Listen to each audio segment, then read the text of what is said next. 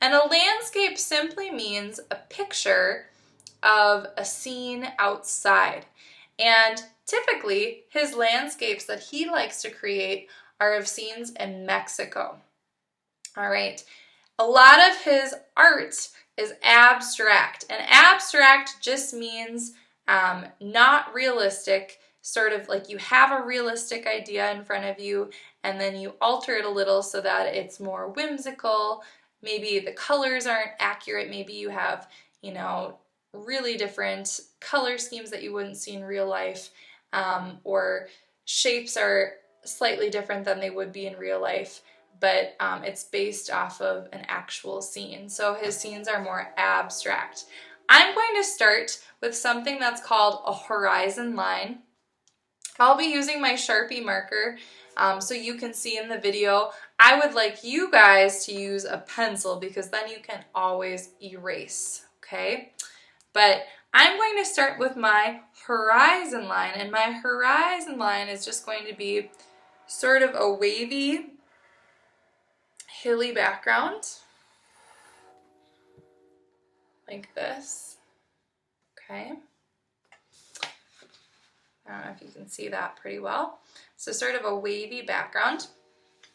And then I'm going to be thinking about the different fields in my drawings, because a lot of his pictures in Mexico are either in, like a farmland scene or a desert scene, and sometimes he mixes the two. So I'm going to create little patches that'll be different areas, maybe gardens or different spots where different vegetables are grown.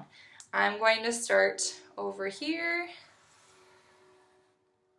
My lines are just going to connect like this. And again, you'll be using pencil first. I'm just using Sharpie marker simply so you can see. Okay, even do one more little patch right here. Okay, so there I have my land of my landscape. This line, again, say it with me, is called horizon line. The line that where the sky meets the ground is called the horizon line. Can you say that with me? Horizon line.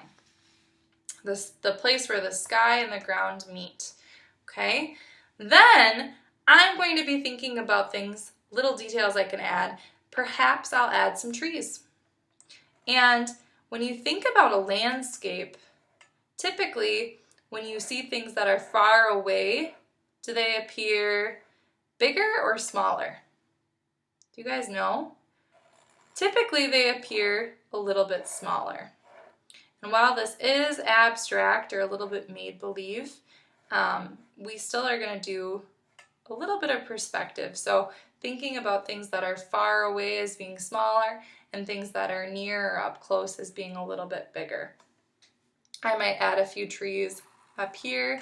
You don't have to add trees.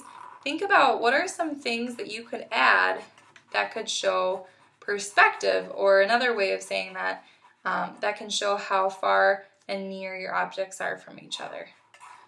So I'm going to add some pine trees, and I'm going to show you another example in a bit here that has different kinds of trees.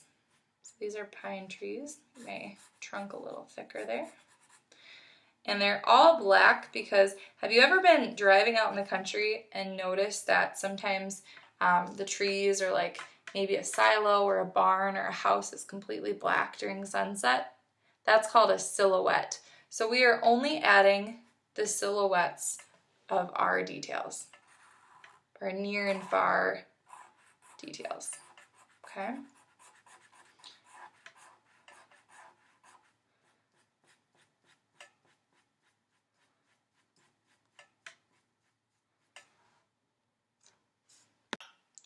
All right, I have finished adding a few details, my near and far trees, to show that these trees are close up while these trees are way far in the distance. I'm going to speed up the next clip so that you can watch me as I add line to each patch of my fields. so that they all stand out a little differently.